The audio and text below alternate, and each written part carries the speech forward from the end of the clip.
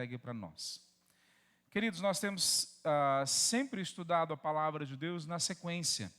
E semana passada nós vimos um texto bastante desafiador em muitos sentidos. É um texto que tocava tanto na questão do sofrimento, quanto também na questão de dízimos, ofertas, o que é que nós temos que oferecer a Deus e como nós fazemos isso. Sugiro você depois abrir a mensagem no grupo da igreja. Se você não está no grupo, se você não recebeu, peça, ouça, não só esse sermão, mas como todos os sermões que nós pregamos do livro de Atos. A ideia é que a gente aprenda a chegar diante de Deus. Não é só que a gente ouça uma mensagem para agora a gente ser abençoado, mas que a gente aprenda a andar diante de Deus para que seja efetiva a nossa vida de adoração, de caminhada com Ele para o resto da vida, e não só para um dia, por alguns minutos juntos aqui. Então, ouça, clame a Deus para que te dê uma iluminação, para que te mostre o que Ele quer para a sua vida. Então, procure isso. Deixa eu dar uma pequena introdução para aquele momento que nós estamos nesse texto. A igreja do Senhor Jesus, uma igreja no primeiro século, exatamente igual a nós aqui, se reuniam primeiro esperando o Espírito Santo. No capítulo 1, Jesus fala claramente para eles: esperem até que venha o Espírito Santo sobre vocês. 120 pessoas, mais ou menos o tanto de gente que tem hoje de manhã aqui. E eles esperam, e a gente não sabe quanto tempo eles esperam. Mas um dia vem o Espírito Santo sobre eles, e aqueles 120 começam a proclamar o Evangelho na rua. E pessoas de várias nações, na verdade, boa parte delas judeus, mas que moravam em várias nações. E a maior parte deles eram considerados helenistas, judeus de fala grega, porque eles não faziam parte daquela comunidade ali, eles não moravam em Israel, em Jerusalém.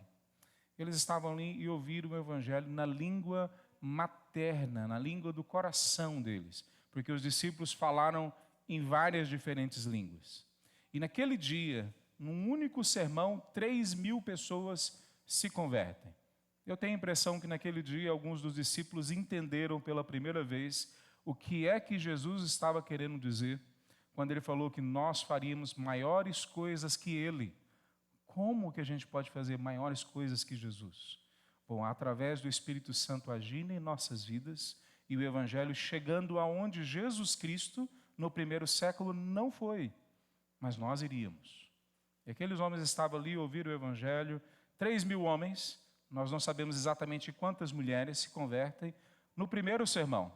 Segundo sermão, acrescentam ou chegam até o número de 5.000 pessoas. Nós não sabemos exatamente quantos deles moravam em Jerusalém, mas nós sabemos que esse número pode ser multiplicado facilmente por 3. 15.000 pessoas, porque eles só contavam os homens. Então tinham homens, mulheres, crianças. Bom, boa parte deles não morava em Jerusalém, e Jerusalém não era uma cidade grande. 20.000 pessoas moravam em Jerusalém no primeiro século. Então, 15.000 pessoas estão servindo a Deus nas primeiras semanas que o Espírito Santo vem, numa cidade de 20.000 pessoas. Era como se aqui em Goiânia nós tivéssemos, da noite para o dia, 1 milhão de pessoas entregando a vida a Cristo Jesus. Nós chamamos isso de avivamento. No capítulo 2, até o capítulo 4, nós vemos uma descrição, quase como um retrato sendo construído do que é a igreja do Senhor Jesus. A igreja cheia do poder de Deus, mas que também experimenta perseguição. Uma igreja que ainda está tentando se entender. Eles se reúnem no pátio do templo da religião judaica, de onde nós viemos como cristianismo. Eles ainda não entenderam algumas coisas que foram explicadas a eles por Jesus. No capítulo 5, eles não enfrentam só perseguição. Agora eles enfrentam contradições internas. Um homem e uma mulher, Ananias e Safira, vendem o que têm, uma propriedade, e trazem, dizem para a igreja que estão trazendo 100%, mas trazem só 50%. E mentem. E eles descobrem da pior maneira que nós não podemos mentir para o Espírito Santo de Deus, especialmente num avivamento. e eles caem mortos ali. O que, de cara, já tira toda essa ideia de que o Deus do Antigo Testamento não é o mesmo Deus do Novo Testamento. O nosso Deus é fogo consumidor. Mas Ele também é um Deus amoroso, sobre acima de qualquer medida que a gente pode ter. E Ele recomeça aquele momento. A gente já só leu o texto do capítulo 5 que vimos semana passada, mesmo no derramamento da ira dele, na sequência o que a gente vê é uma igreja ainda mais viva, disposta a morrer por causa do Evangelho. Veja, num texto desse que nós lemos semana passada, é tratado de um tema tão difícil para nós hoje, que é o dinheiro. E eu diria que não é difícil só para nós, sempre foi difícil. Quando nós tocamos em dinheiro, as pessoas se afastam de nós. A gente culpa os pastores e muitas vezes outros religiosos de manipularem as pessoas para pegar dinheiro. Mas a gente não olha a realidade de verdade pelo fato que ela apresenta. Grandíssima parte dos pastores no Brasil vivem com muito pouco e sacrificam-se a si mesmos e suas famílias para cuidar das igrejas.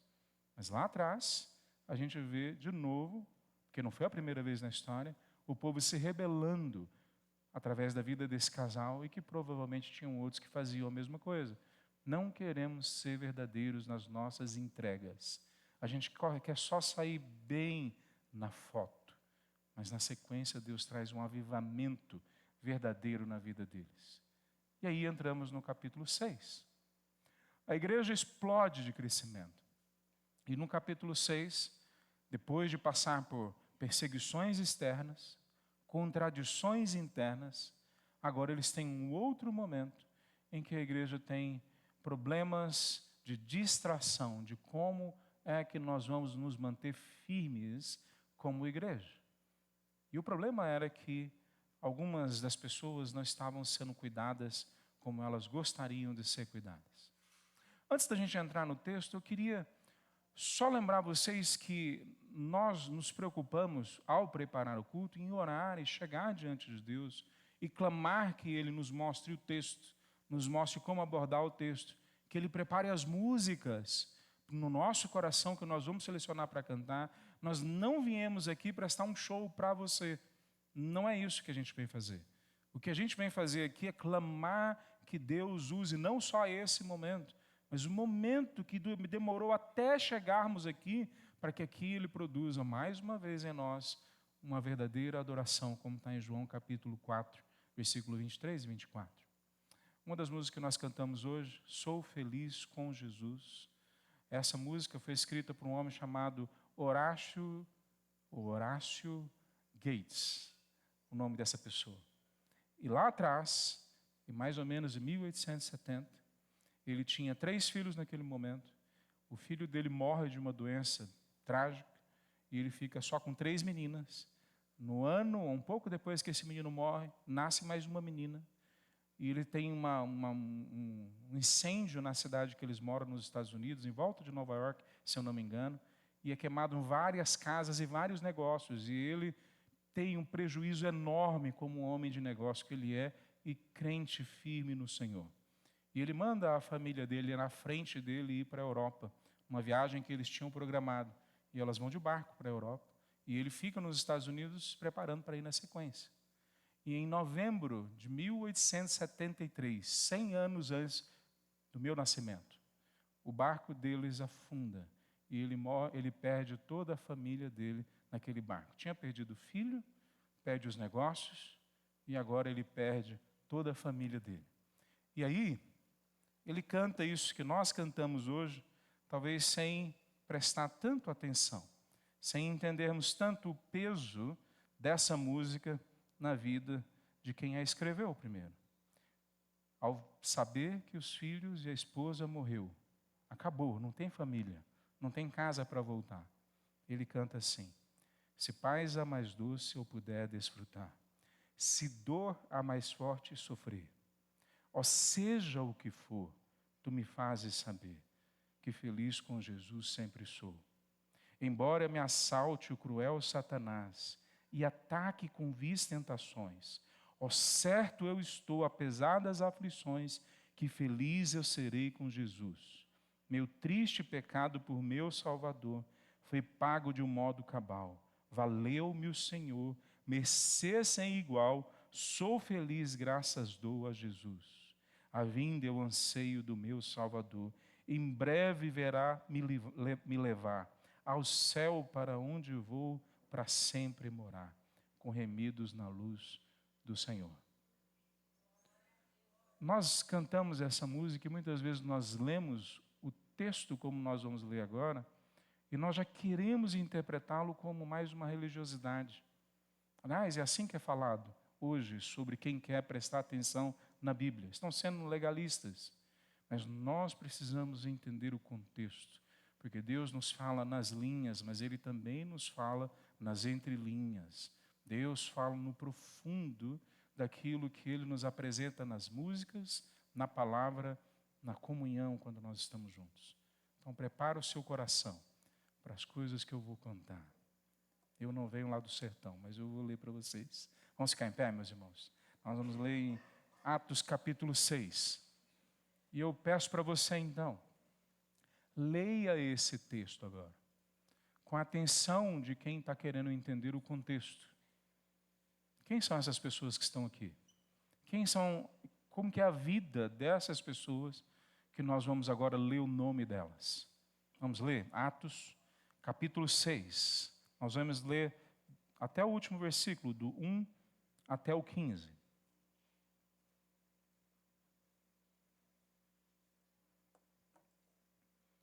Atos capítulo 6, assim diz a palavra do Senhor. À medida que o número de discípulos crescia, surgiu murmúrios de descontentamento.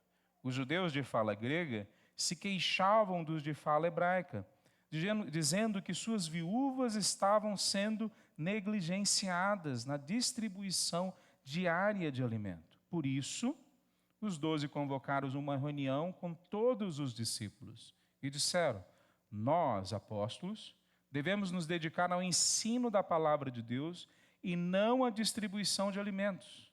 Sendo assim, irmãos, escolham 7 irmãos respeitados, cheios do espírito de sabedoria, e nós os encarregaremos desse serviço. Então nós nos dedicaremos à oração e ao ensino da palavra. A ideia agradou a todos, e escolheram Estevão, o homem cheio de fé e do Espírito Santo. E também Filipe, Prócoro, Nicanor, Timon, Parmenas e Nicolau de Antioquia, que antes havia se convertido ao judaísmo. Esses 7 foram apresentados aos apóstolos, que oraram por eles e lhes impuseram as mãos. Assim, a mensagem de Deus continuou a se espalhar. O número de discípulos se multiplicava em Jerusalém e muitos sacerdotes também se converteram. Estevão, homem cheio de graça e poder, realizava milagres e sinais entre o povo. Um dia, porém, alguns homens da chamada sinagoga dos escravos libertos começaram a discutir com ele. Eram judeus de Cirene, de Alexandria, de Cilícia e da província da Ásia. Nenhum deles era capaz de resistir à sabedoria e ao espírito pelo qual Estevão falava. Então, convenceram alguns homens a mentir a respeito dele, dizendo: ouvimos Estevão blasfemar contra Moisés e até contra Deus. Com isso, agitaram o povo e os líderes religiosos e os mestres da lei, e Estevão foi preso e levado ao conselho dos líderes do povo. As falsas testemunhas declararam: este homem vive falando contra o santo templo e a lei de Moisés. Nós o ouvimos dizer que esse Jesus de Nazaré destruirá o templo e mudará os costumes que Moisés nos deixou. Nesse momento, todos os membros do conselho olharam para Estevão e viram que seu rosto parecia o rosto de um anjo. Vamos orar, meus irmãos? Santo Deus, nós lemos a Tua palavra e nós clamamos que o Senhor venha aplicá-la agora aos nossos corações. Obrigado, Pai, por cada pessoa que está aqui. Mas muito mais obrigado, Pai, nosso coração fica ainda muito mais grato, porque o Senhor está aqui. E a Tua palavra foi lida, e nós precisamos do Senhor agora para entendê-la, aplicá-la aos nossos corações. Coloca os Teus anjos aqui agora e nos proteja nesse processo, ó Pai, de entendermos e aplicarmos a Tua palavra. Em nome de Jesus. Amém. Poder sentar, meus irmãos. Eu vou falar hoje sobre as consequências da presença do Espírito Santo de Deus. Na verdade, todo o livro de Atos é sobre isso. A presença do Espírito traz implicações e traz consequências.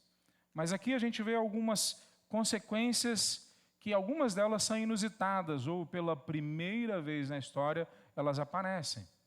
Anos atrás, eu estava junto com um grande amigo meu, um pastor querido, dos mais piedosos que eu já conheci na minha vida, também dos mais inteligentes, uma situação que não é tão comum, a pessoa ser muito inteligente e ser muito piedosa. E ele falou que um tempo atrás, talvez uns 20 anos atrás, eles decidiram nas festas de fim de ano não fazer mais daquele jeito tradicional, trazendo cada um prato, cada um traz uma bebida, e aí sempre tem uma confusão, porque alguém deixa de trazer alguma coisa, outra pessoa traz o que não foi planejado, e alguém chega atrasado, outra pessoa chega com um prato frio, a outra pessoa chega com um prato faltando, e todas aquelas confusões que nós conhecemos bem aqui na Calvário. Talvez alguns de vocês não viram ainda, mas vocês não vão ser poupados para sempre. E ele falou, vamos acabar com esse negócio, vamos contratar um buffet. E eles contrataram um buffet. E as festas de fim do ano foram maravilhosas.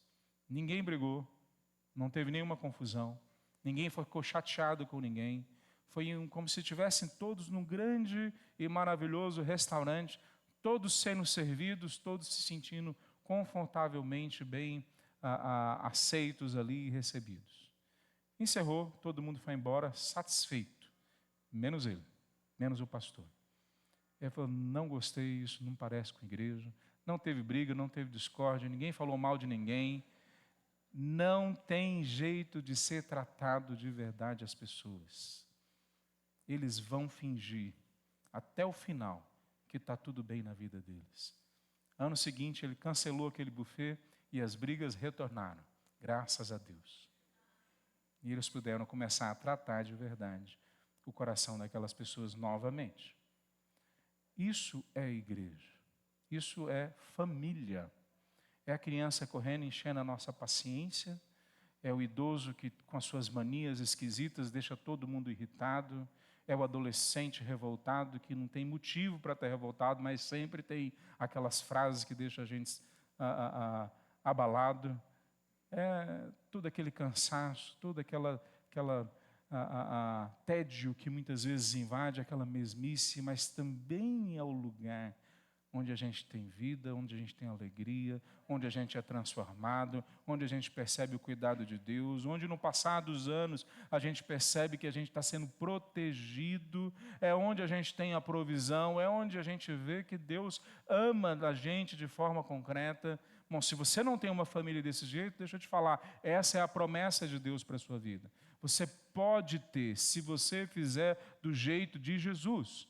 Pois essa é a realidade da igreja local. Nós vamos ter problemas, nós precisamos ter problemas, porque os problemas são a forma de nós sermos encontrados e tratados de forma concreta por pastores, por conselheiros, por homens e mulheres piedosas, pelo tempo que nós passamos juntos aqui e podemos ser despejados de volta na segunda-feira como pessoas inteiras, sendo tratadas em todas as áreas da vida. É isso que está acontecendo nessa igreja. Eles têm um grupo de pessoas que não estão sendo cuidadas, ou pelo menos essa é a notícia. Nós não temos certeza de como realmente aconteceu. E isso está tudo bem, é assim mesmo. Uma igreja que cresceu de 0 ou de poucas dezenas para agora milhares de pessoas, é de se esperar, é natural que você vai encontrar problemas. A festa do fim do ano vai evidenciar aquilo que tem todas as semanas, mas que talvez você não prestou atenção. A dificuldade que nós temos com 120 pessoas é a mesma com 5.000, com 10.000 pessoas, só que agora intensificada, multiplicada. E eles veem um problema que antes eles não estavam vendo. Algumas pessoas que eram daqueles que faziam parte dos helenistas, judeus que falavam grego, não estavam sendo atendidos, ou era assim que eles falaram.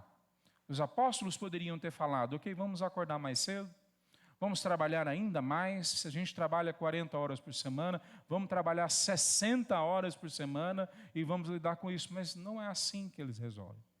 Eles oram e clamam a Deus para Deus levantar mais líderes. E os líderes são levantados. Veja que a forma como eles fazem nesse momento é lidar não com o problema como se o problema não fosse verdadeiro. Não, não é bem assim, você não entendeu, a igreja não é isso. Não, eles enfatizam, é isso mesmo, nós temos que cuidar, e se não estão sendo cuidados, esse é nosso problema, essa é a nossa dificuldade, e nós vamos resolver. O interessante é que a Bíblia desses homens não é o Novo Testamento, como é o nosso caso. A Bíblia desses homens é o Antigo Testamento.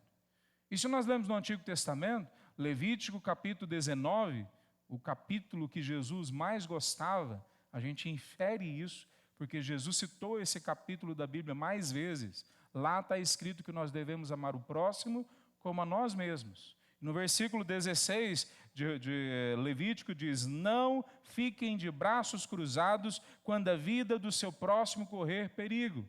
Lá atrás era a comunidade do povo de Israel, essa assembleia que chegava diante de Deus, chamada de povo de Deus. Agora, no Novo Testamento, a igreja é essa assembleia, que é chamada de povo de Deus.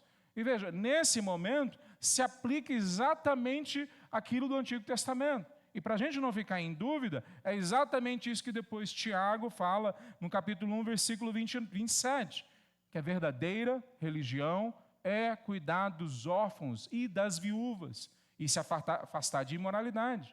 Então, o Novo Testamento, eles estão lendo o Antigo Testamento e dizendo, essa é a verdade que ainda é válida, que ainda é aplicada hoje.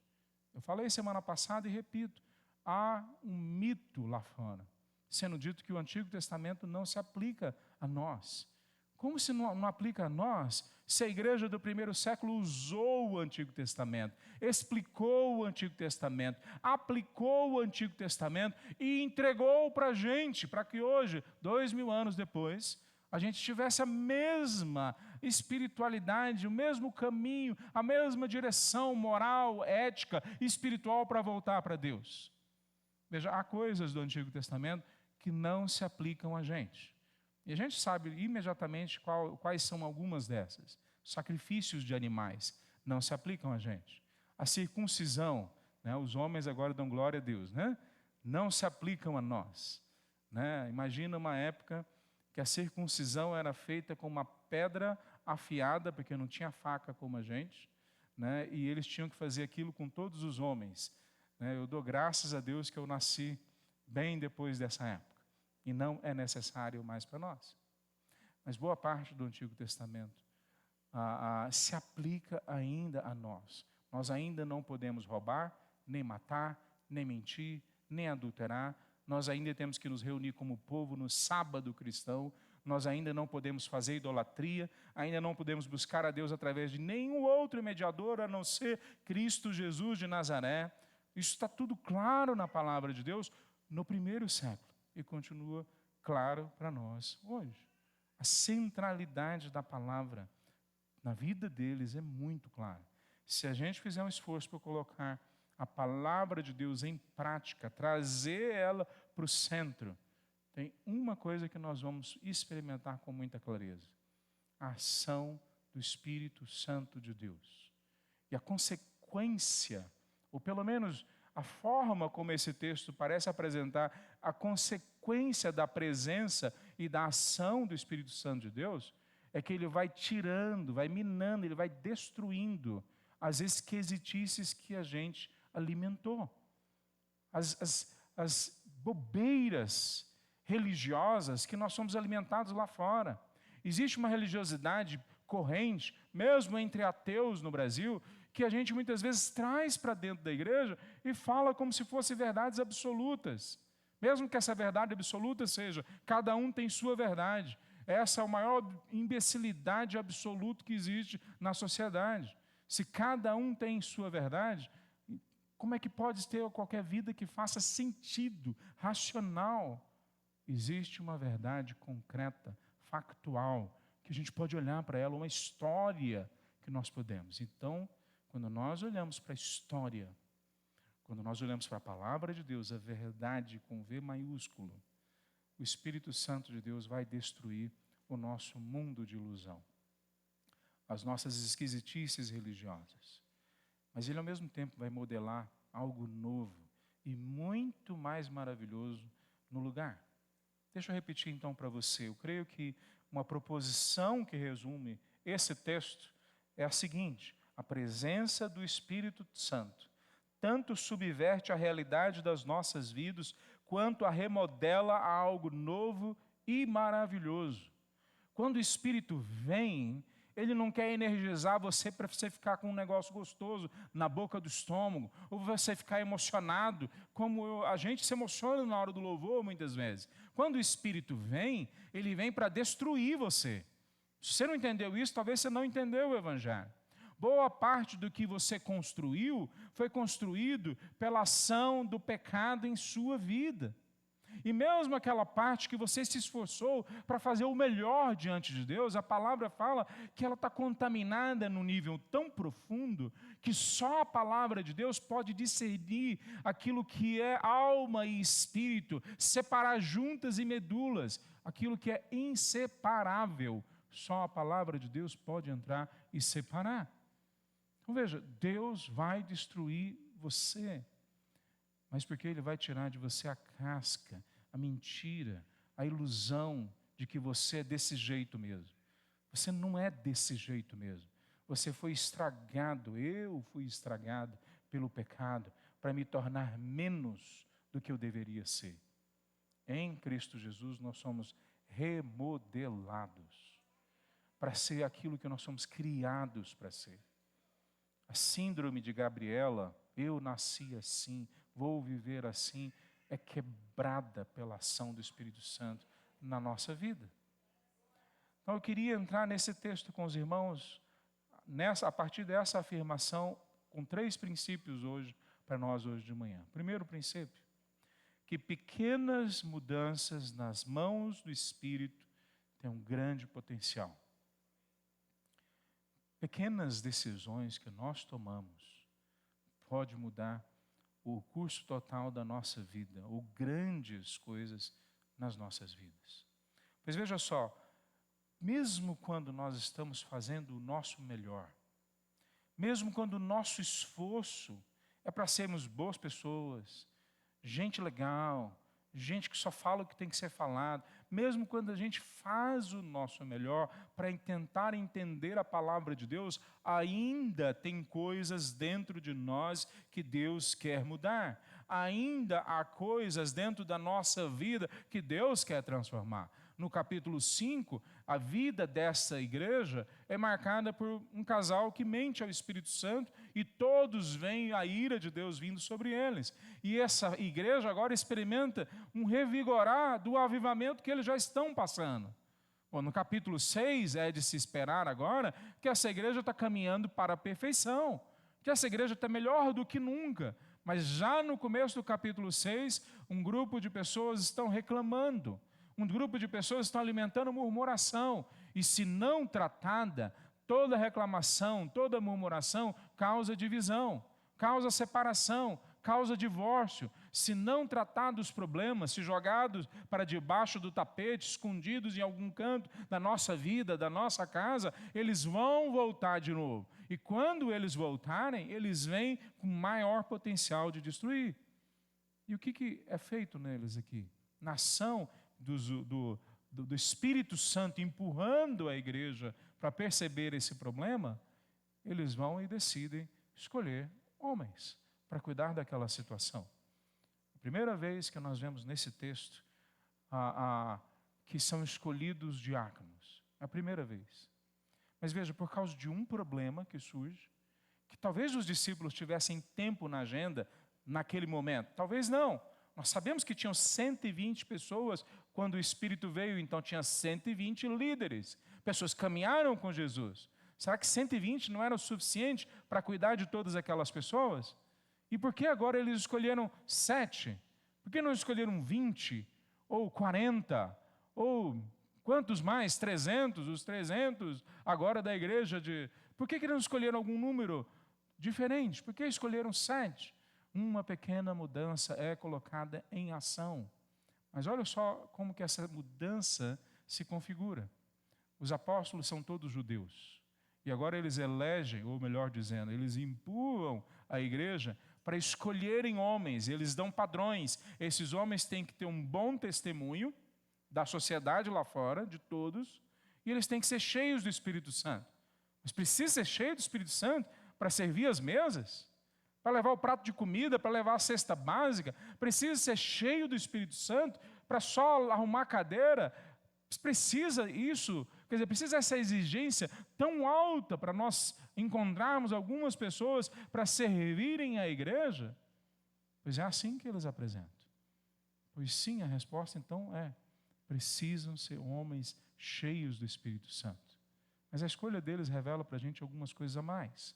Esses homens que são escolhidos, todos eles, os 7, são de origem grega. Eles não são de origem de Israel ou de Jerusalém. Todos eles vieram de outras nações. Então os discípulos já tratam imediatamente do problema, ao invés de escolher entre os judeus que eles conheciam talvez melhor, eles escolhem exatamente do grupo que está reclamando, que estão sentindo falta. Vamos realmente resolver o problema. É a primeira vez que isso é trazido para a evidência no Novo Testamento. E eles, ao escolherem esses irmãos, escolhem dentre eles um que nem judeu era. A gente lê no texto que um deles era prosélito. E o prosélito é aquele que se convertia à religião judaica. Nicolau de Antioquia, que havia antes se convertido ao judaísmo. Veja, ele nem judeu era, e naquela igreja que até aquele momento era basicamente marcada por pessoas do judaísmo, judeus, ele agora é escolhido como um dos líderes da igreja. Por que isso é tão importante aqui? Porque antes dos discípulos, antes do apóstolo Paulo dizer que nós teríamos que enviar missionários, nós teríamos que plantar a igreja em todas as nações, obedecendo a comissão, a grande comissão de Cristo, para eles irem, um homem ou um grupo de homens, porque não é só Estevão, que não são originalmente de Jerusalém, de Israel, entendem que a igreja entende que eles têm que ser colocados como líderes. E não por acaso, depois no capítulo 11 de Atos, a partir do versículo 19, quando a igreja já está fugindo por causa da perseguição, que começou no capítulo 7, os irmãos vão ver semana que vem.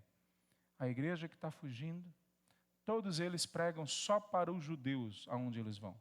Eles não pregam para pessoas como eu e você, para gentios, pessoas que não eram judeus. Mas esses irmãos, que não eram judeus de Israel, dentre eles alguns gentios, mas que estavam na igreja, à medida que eles vão se espalhando, eles vão pregando o evangelho para outras nações. Quem é que começa a cumprir a grande comissão com poder, porque eles espalham de igrejas pelo começo dessa perseguição? Não são os discípulos, não é a igreja de Jerusalém necessariamente, são aqueles que vieram de outras nações como eu e você. Olha que interessante, uma pequena decisão de escolher 7 homens que nem judeus da nata, nem judeus do centro ali nervoso de Israel eram, eles eram pessoas de outras nações. Ao escolher eles, precede, coloca antes aquilo que vai acontecer na sequência. O evangelho é conhecido de todo mundo por causa desse mesmo tipo de gente. Barnabé, depois no capítulo 11, é enviado para visitar essas igrejas que foram plantadas por pessoas como esses 7. Eles não só pessoas que vão cuidar de viúvas, não. Eles fazem parte de uma pequena mudança na história que vai causar uma grande mudança depois. Veja, há mais coisas que vão acontecendo na vida desse pessoal, mas me parece que Lucas, nesse momento, está querendo mostrar para nós que Deus não tem favoritismo, que Deus não seleciona só a nata, só os melhores. Deus não seleciona só aqueles que têm pedigree. Deus trabalha com todos nós. E como que Lucas mostra essa realidade? Ele mostra a partir de uma pequena mudança na igreja naquele momento. Do mesmo jeitinho que Deus quer fazer pequenas mudanças na sua vida e na minha vida. Nós temos vários exemplos na história sobre isso, mas talvez o que me marca mais seja o de Judá. Nós chamamos o nosso Senhor, Jesus Cristo, de leão da tribo de Judá. Agora, vocês sabem quem foi Judá? Judá foi um assassino. Ele queria matar José do Egito. Judá vendeu o irmão dele como escravo. Judá é o homem que destruiu não só a família do pai, mas depois conseguiu destruir a própria família dele, ao ficar com a nora dele, pensando que era uma prostituta. Ele é uma desgraça ambulante. Mas, quando a gente lê a história dele, em algum momento, esse homem totalmente improvável fala: eu errei, eu pisei na bola, não só aqui, na minha vida, está tudo errado. E nesse texto lá em Gênesis, Judá volta para a casa dele, passa um pouquinho a história, e o povo, não é o povo de Israel ainda, mas aquele povo que está sendo formado em volta de Isaac, o pai de Jacó e de todos aqueles patriarcas que nós temos lá atrás, começam a passar fome. E eles têm que ir para o Egito buscar comida. E quando ele vai para o Egito, ele não sabe, ninguém sabe disso, mas é o irmão dele que é o governador, o irmão que foi vendido por ele. E agora o governador do Egito, fingindo que não é irmão deles, cobra deles que alguém fique no lugar. Ele pega primeiro um irmão e depois pega o irmão mais novo de José, que era Benjamim, aquele que era o mais amado do pai dele, o caçula. Nessa hora, a gente percebe que o arrependimento na vida de Judá é verdadeiro. Sabe o que ele faz? Pode ficar com a minha vida no lugar desse jovem e da minha família. Ele está dizendo: eu estraguei a minha família, eu arrebentei com a minha casa, não só a minha, do meu pai, mas eu me arrependi, e agora eu me entrego em favor da minha família, pois ele é que foi quem deu o nome, o título, um dos títulos do nosso Senhor, o leão da tribo de Judá, aquele que se entregou uma vez por todas por nós na cruz. Tem um antepassado que foi usado para mostrar o que seria a ação do descendente dele. Eu não sei o que você está passando, mas há pequenas decisões que você tem que tomar hoje. Eu quero fazer um desafio para você, antes da gente chegar no fim do sermão. Pense quais pequenas decisões que você sabe que você tem que tomar. Parar de trabalhar tanto, parar de ser preguiçoso, talvez alguns, de procrastinar, parar de falar mentiras, mesmo as pequenas. Muda algumas coisas pequenas e coloca diante de Deus. Senhor, por favor, pega essa mudança, pega o meu arrependimento e transforma nesse grande potencial que é o Senhor. Só o Senhor pode, a tua presença, o teu Espírito. O Senhor fez isso na igreja, e o Senhor pode fazer na minha vida. Fala isso para Deus. Nós precisamos fazer isso. Há algumas mudanças que nós, como igreja, não só indivíduos, temos que fazer. Uma delas está se avizinhando, está chegando perto. Algumas pessoas têm chegado para mim e falam: pastor, quando você for passar 6 meses lá no seu sabático, a igreja pode cair. É verdade, eu concordo plenamente, eu também tenho esse temor. Mas por que ela pode cair? Porque nós muitas vezes colocamos a nossa expectativa em homens. Não faça isso. Não faça isso com você. Não faça isso com o seu próximo. Nós temos que vir aqui e fazer algumas mudanças na nossa mentalidade constantemente. Senhor, que a minha vida seja baseada em Ti, não em quem vai pregar, nem quem vai cantar, não na estrutura que a gente tem. Toda ela é muito boa quando Deus nos dá, mas ela é muito ruim quando a gente desvirtua o propósito dela. O Senhor nos dá toda a estrutura que nós temos aqui, para que a gente adore a Ele, não para que a gente dependa de pessoas, para que a gente adore a Ele.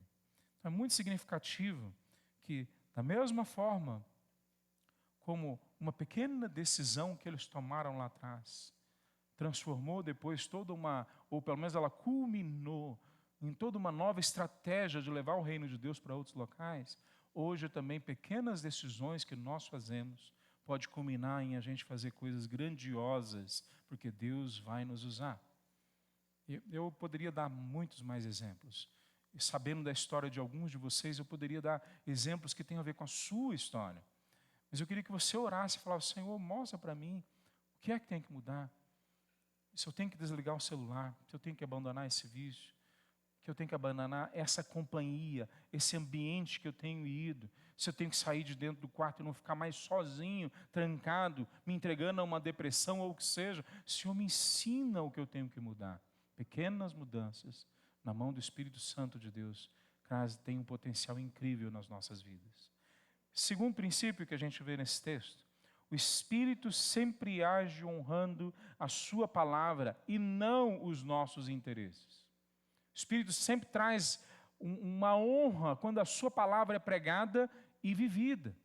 Veja, no versículo 2 que nós lemos, eles falam da seguinte forma: por isso, os 12 convocaram uma reunião com todos os discípulos e disseram: nós, apóstolos, devemos nos dedicar ao ensino da palavra de Deus e não à distribuição de alimentos.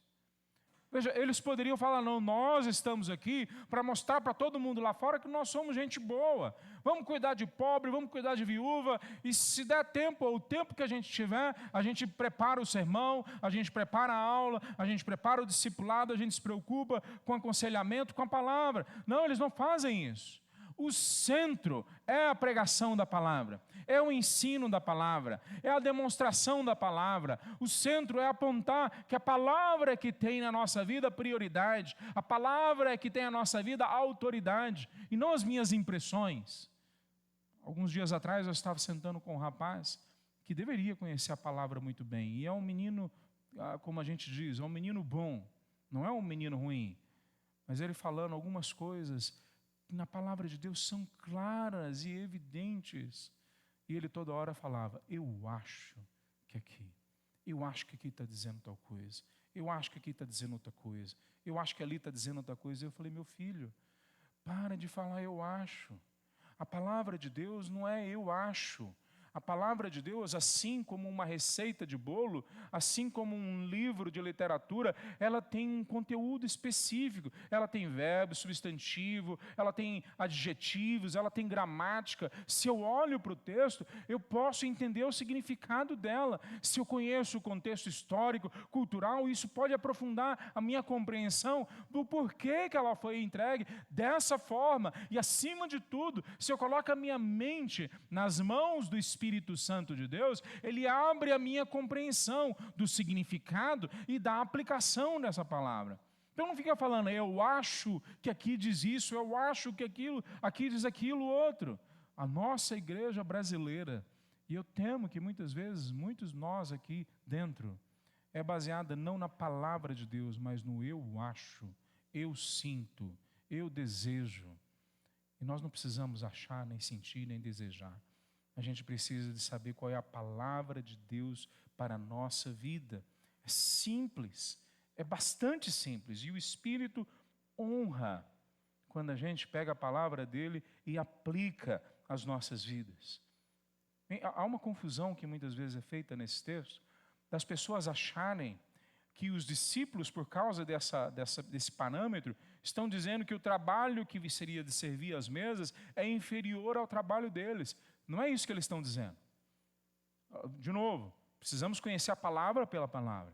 A palavra é entregue há 2000 anos atrás, num contexto oriental, num contexto que não tem nada a ver com o nosso hoje, ou não tem muitas similaridades com o nosso.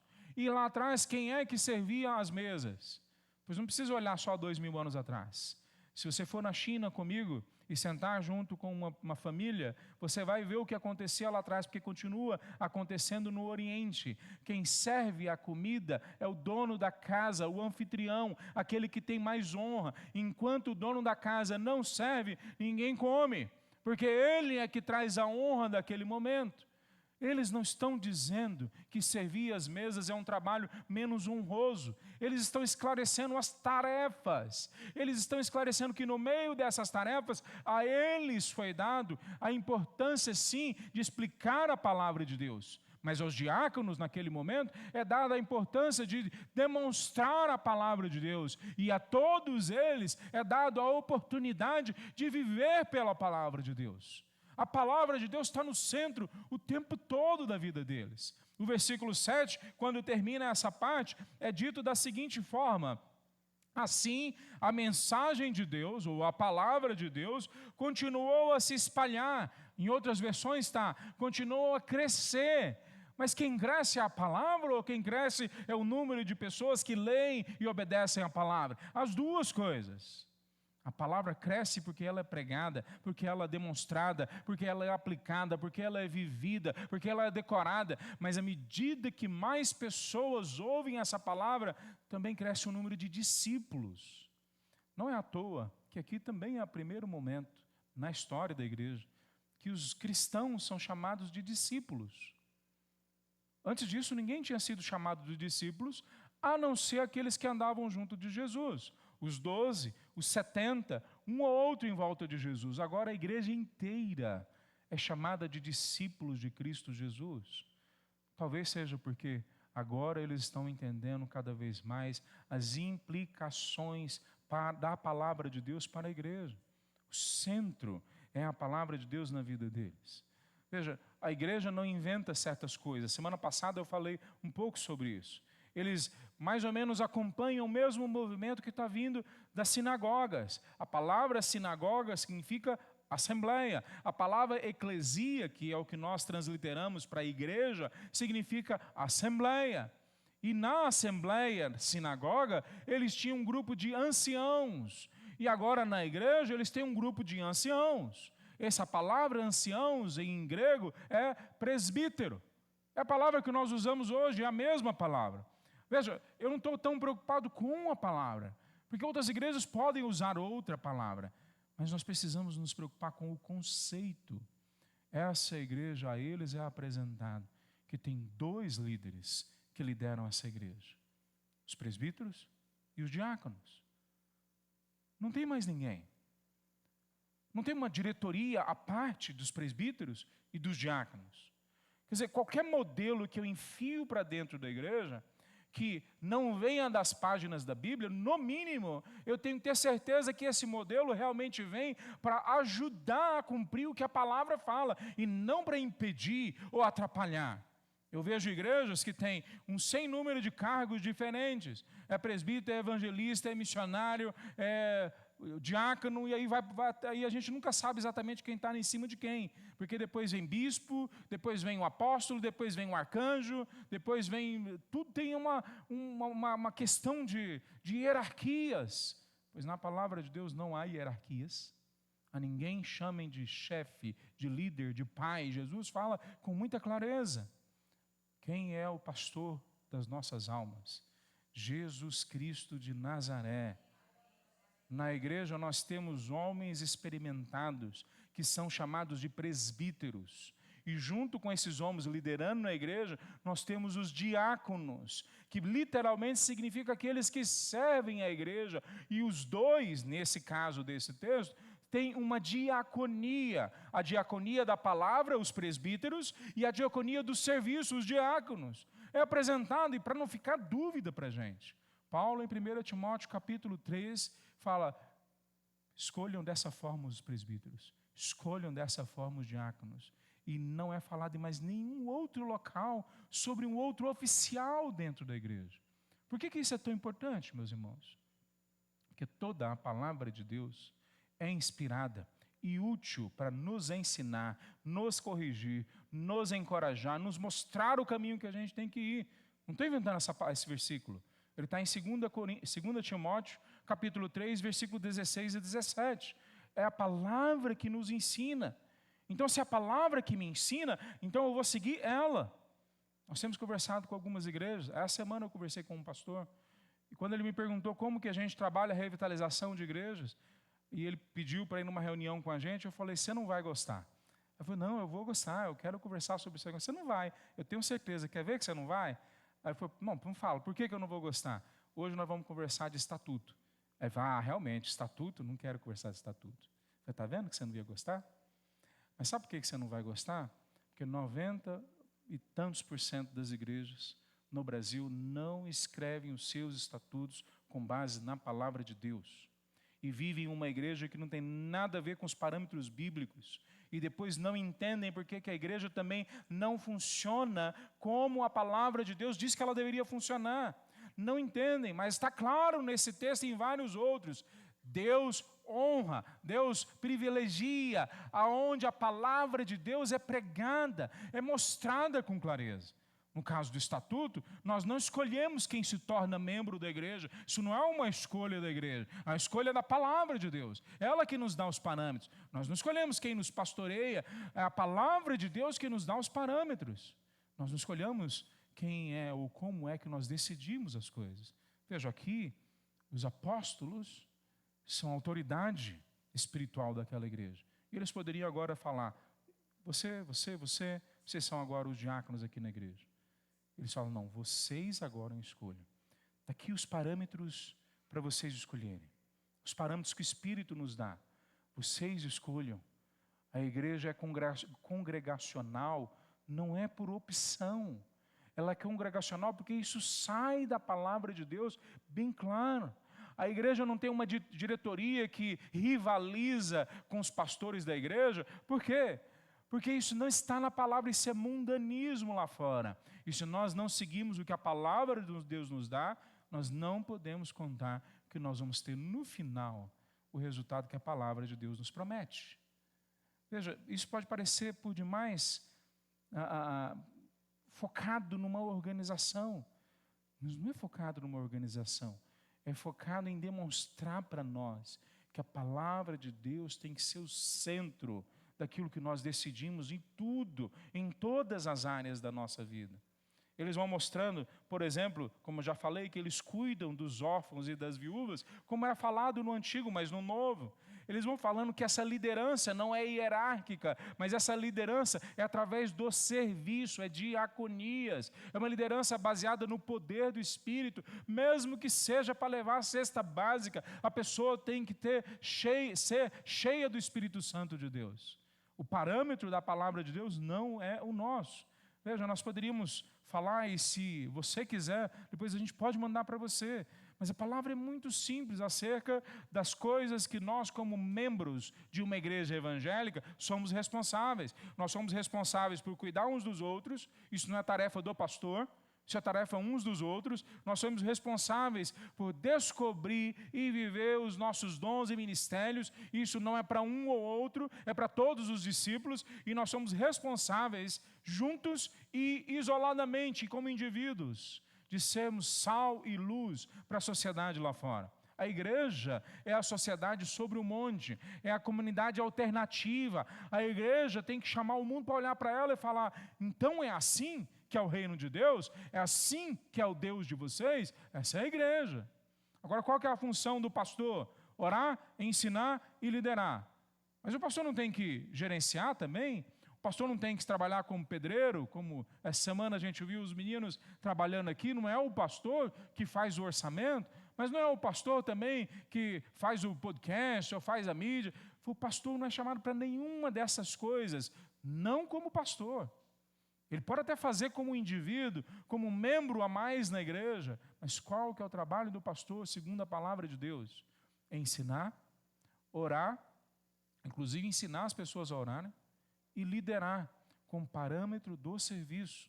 Se os seus pastores não estiverem fazendo essas três coisas, chega para ele e confronta ele. Qualquer um dos seus pastores. E o que o diácono faz, segundo a palavra de Deus? Cuidado concreto dos membros, cuidado da logística que envolve isso, finanças, segurança, organização, secretariado, e cuidado específico dos ministérios da igreja. Ministério não é coisa que a gente dá para quem quer fazer qualquer coisa na igreja. Ministério é coisa séria. A pessoa precisa ser cheia do Espírito Santo de Deus. Ela tem que ser reconhecida pela comunidade em volta dela. Mas isso é para todos nós. E aqui que eu queria chegar, no terceiro ponto. Nós vamos terminar dessa forma. O Espírito usa diferentes tipos de pessoas para o cumprimento da sua vontade. Ele não usa só o pessoal de pedigree, o pessoal da nata, o pessoal que é bom em comunicar em público. Antes fosse isso, né? Porque seria mais fácil, vamos sentar aqui, vamos ver quem de nós aqui fala bem em público, mas não é assim o parâmetro divino. Não é quem fala bem em público, ele usa quem ele quer, mas ele usa normalmente, mesmo no ambiente pequeno, pessoas diferentes. Um é mais de um jeito, o outro é mais de outro, um tem um dom, o outro tem outro, um tem uma experiência X, o outro tem outra. Isso tudo faz parte do enriquecimento do Evangelho. Como é que Lucas mostra isso para nós, o autor desse livro? A partir do versículo 8, ele começa a contar a história desse homem, Estevão, um judeu que não é da nata, porque ele de fala grega, não mora em Jerusalém, e agora esse judeu, ele vai pregar o evangelho. Mas diácono tem que pregar? Diácono não tem só cuidar de carro lá na frente? Só mexer nas cadeiras aqui dentro? Só servir a comida? Não é isso que diácono faz? Segundo a própria experiência histórica, e depois do que é falado em 1 Timóteo, diáconos lideram a igreja junto com os presbíteros. Eles pastoreiam, eles cuidam, eles oram, eles vão junto mostrando a direção para a igreja. Pois a vida desse homem é extremamente marcante, porque agora não é um dos discípulos, não é sequer um dos presbíteros que depois vai assumir a igreja. É um diácono, que não é dali daquela região. É a primeira vez no Novo Testamento que uma pessoa que não é Jesus e que não é um dos discípulos fazem milagres e maravilhas. É a primeira vez. Primeira vez que ele faz milagres e maravilhas, e a pessoa que faz isso não faz parte da nata daquela igreja. Meus irmãos, para mim não tenho dúvida que Lucas está querendo mostrar que ele quer usar cada um de vocês da mesma forma. Todos que eram escolhidos na liderança tinham que ser cheios do Espírito Santo, todos eles. Por que eles tinham que ser cheios do Espírito Santo? Para a gente poder, dentre eles, depois escolher os melhores e transformar eles em santos? E a gente começar a orar para eles, adorá-los? Não, eles tinham que ser cheios do Espírito Santo, porque esse era o parâmetro da igreja, para toda a igreja viver. Como que eu vou cobrar que a igreja seja cheia do Espírito, se os seus líderes não são cheios do Espírito? Pois se não, olhe em Gálatas capítulo 5, a partir do versículo 16.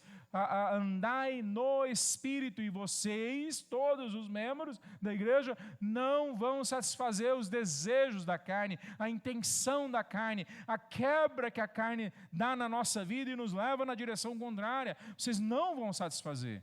Em Romanos, ele é ainda mais claro, Paulo também, Romanos capítulo 8, a partir do versículo 9. A palavra de Deus diz assim, Romanos 8,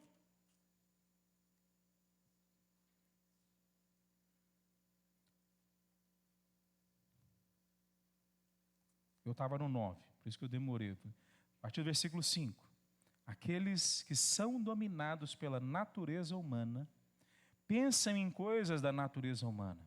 Mas os que são controlados pelo Espírito, pensam em coisas que agradam o Espírito. Portanto, permitir que a natureza humana controle a mente resulta em morte, mas permitir que o Espírito controle a mente resulta em vida e paz, pois a mentalidade da natureza humana é sempre inimiga de Deus, nunca obedeceu às leis de Deus e nunca obedecerá. Por isso, aqueles que ainda estão sob o domínio de sua natureza não podem agradar a Deus. Não tem culto domingo de manhã, não existe louvor, não existe tentativa de ser bonzinho, que agrada a Deus, se você não for guiado pelo Espírito.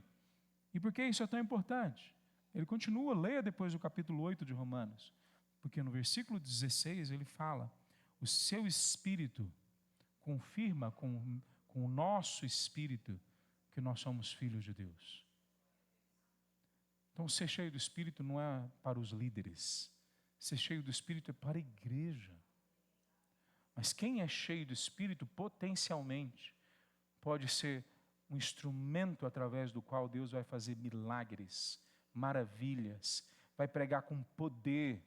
Quem é cheio do Espírito é um instrumento por meio do qual, nas horas talvez mais improváveis, menos esperadas, ele vai usar para fazer grandes transformações em sua família, em volta de você, na sua cidade, aonde for. o que ele está trazendo para nós é que essas pessoas, todas estão sendo marcadas, mas aí ele traz um exemplo, uma pessoa improvável, Estevão. E veja, ele ser cheio do Espírito, ele fazer milagres, ele ser um homem abençoado como modelo para aquela igreja, não impede da perseguição vir sobre ele. Lembra que eu falei no começo? Tenta entender um pouquinho as entrelinhas desse texto. Estevão tem provavelmente uma mulher, tem filhos, tem mãe, tem pai. Ele saiu de manhã e ele não vai voltar para sua casa. A morte vai encontrar com ele, nós vamos ver na semana que vem. E esse homem que vai experimentar a morte por causa do Evangelho, antes mesmo de chegar aquele momento, o rosto dele brilha. E todo mundo tem certeza, não tem como ter dúvida, que há algo sobrenatural acontecendo. E aquele povo não podia ter dúvida de jeito nenhum, porque era assim que era narrada a vida de Moisés. Moisés desceu do Monte Sinai, depois de receber a lei, e seu rosto está brilhando. É assim que Jesus desceu do Monte da Transfiguração. Então todo mundo sabia que ele estar brilhando naquele momento, indicava que Deus havia estado com ele, está com ele, está agindo através da vida dele. Mas como que aquela comunidade foi dividida naquela hora? Um grupo de pessoas viram a presença de Deus na vida dele e se converteram, até sacerdotes que conheciam a palavra de Deus muito melhor do que a gente. Mas um grupo outro de pessoas viram os sinais, viram os milagres, viram a face dele como a face de um anjo e mesmo assim se fecham para todas as evidências de que Deus está agindo naquele momento. É ou não é, muitas vezes, exatamente a descrição das nossas vidas? Deus faz milagre em nossa casa, salva o nosso filho, recupera as nossas finanças, Deus sara o nosso corpo, a gente vê, a gente tem certeza que foi Ele. Às vezes Ele faz de forma tão clara, tão evidente, que até quem está do lado, a casa do lado, a cidade do lado, ouve falar. E aí, em algum momento, a gente vai critica não, a gente põe em xeque a nossa própria experiência, o nosso próprio olhar. Fala, será que foi isso mesmo que aconteceu? Eu fiquei 17 dias internado na Ásia, anos atrás, há mais de 10 anos atrás. E lembro que Deus me tirou de lá milagrosamente. Eu lembro que quando eu voltei para o Brasil, eu cheguei aqui no Brasil, quase toda igreja que eu ia, alguém me falava, eu orei pela sua vida. Não sabia nem meu nome, não sabia nem quem que eu era, mas tinha ouvido falar que tinha um missionário que estava com pancreatite morrendo lá na Ásia. E a pessoa orou para a minha vida, e todas as vezes que fazia isso, eu trazia de novo à minha mente toda a dor que eu passei, mas só para poder sentir de novo no meu coração toda a alegria de ter sido curado e restaurado e trazido de volta à vida pelo Senhor. Meus irmãos, nós precisamos entender, ser cheio do Espírito Santo é sim uma ação extraordinária dele, de vir até as nossas vidas, mas nós também somos chamados à responsabilidade, de abrir o nosso coração para que isso seja verdadeiro, de abrir a nossa agenda para que isso seja verdadeiro, e pode bem ser, que a gente não vai voltar no fim do dia para a nossa casa, pode acontecer, mas se isso acontecer, no exercício de buscar a presença de Deus, nós vamos ver o Senhor levantado em pé do lado do trono de Deus. Nós vamos ver que a nossa face, o nosso interior, a nossa vida vai ser cheia da presença do Espírito Santo em nós. Nós vamos ver que não era só para os discípulos, não era só para uma igreja lá do primeiro século, mas é para nós agora experimentarmos o poder e os milagres que Deus tem para as nossas vidas. Deus usa e quer usar cada um de nós, usa todo tipo de gente, e cada um de nós Ele quer usar, mas Ele não vai arrombar a porta da sua casa, não vai. Você vai ter que abrir a porta da sua casa e falar, Senhor, entra para dentro, eu quero ver essa experiência aí na minha casa, eu quero ver o meu rosto brilhar, eu quero ver o modelo da tua palavra se tornar verdadeiro quando eu olhar no espelho e falar, acontece mesmo, é de verdade. O Senhor quer usar cada um de nós. Meus irmãos, as reclamações poderiam vir, as perseguições poderiam vir, Tudo isso podia acontecer na vida deles. E veja, Estevão foi acusado das mesmas coisas que Jesus foi acusado. As mesmas coisas. E depois Paulo seria acusado também das mesmas coisas. Jesus, em Marcos 14, dos 56 em diante, é acusado de ter falado contra o templo, contra Moisés, contra a lei. Estevão também foi. Paulo, em Atos 21, depois, é acusado de ter falado contra a lei, contra o templo, as mesmas coisas. Não muda a história. Se nós seguimos a Deus, nós vamos ser acusados de querer mudar a religião do outro, a cultura do outro, a vida do outro, de querer entrar dentro da casa do outro, seja o que lá que eles vão acusar a gente. Mas se você viu, se você sentiu, se você entendeu o poder de Deus, a libertação que vem no nome de Cristo Jesus, você vai mesmo se calar, parar a possibilidade de você chegar até a casa do outro e arrancar ele das trevas? Eu não acredito que quem experimentou o poder de Deus em alguma medida consiga dormir em paz com esse pensamento. Não, eu não vou fazer nada porque, afinal de contas, eu não sou pastor, eu não sou missionário, eu não sou especial. Se você viu o poder de Deus, se abra para isso se tornar realidade na sua vida. A palavra de Deus, sendo lida e aplicada no poder do Espírito Santo de Deus, é como uma dinamite que quebra qualquer barreira, quebra, estraçalha qualquer pecado, qualquer vício nas nossas vidas. Então, se lance a isso. Ele, no final da caminhada dele, se submete às autoridades. Eu não sei se vocês perceberam isso. Ele vai preso e ele não se levanta, ele não agride, ele não fala qualquer coisa, ele simplesmente se submete às autoridades. Quando nós somos cheios do Espírito Santo, nós nos tornamos pessoas revoltosas. Nós não saímos na rua com arma para revolucionar a sociedade, porque as nossas armas, as armas da nossa guerra, são muito mais poderosas do que as que nos são oferecidas lá fora.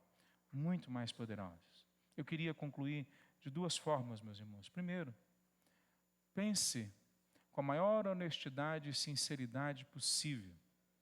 O que é que tem que mudar hoje na sua vida? Você pode estar pensando assim, eu não consigo enxergar nada que tem que mudar. Deixa eu falar para você, mentira, que você está contando para você. Eu conto para mim essa mentira o tempo todo. Você sabe, ou pelo menos você soube, alguns dias atrás, algumas semanas, alguns meses, mas Deus trouxe para você e eu oro para que hoje Ele traga de novo a você o que é que você precisa mudar. Mesmo você que está buscando com sinceridade servir a Deus, ainda há coisas a serem transformadas na sua vida. O que é? O que são essas coisas?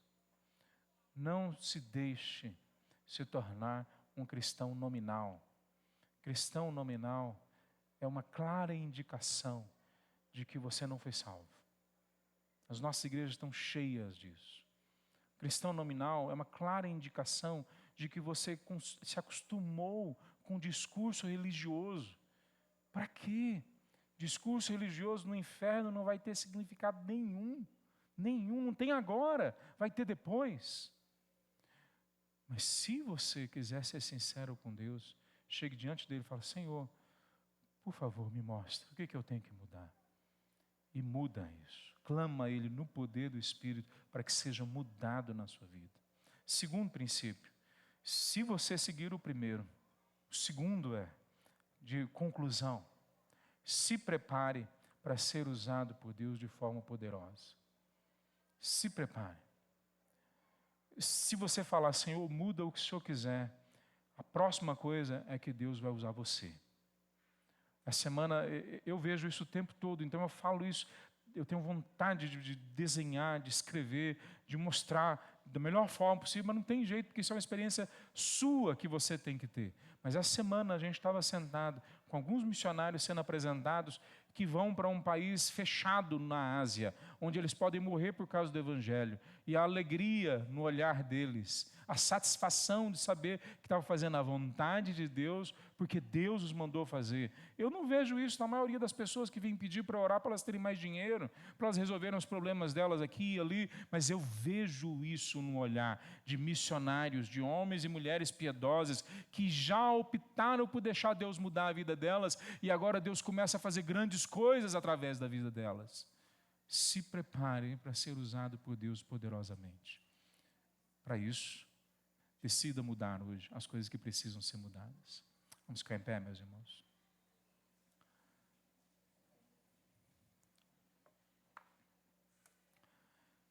Eu queria convidar você à frente.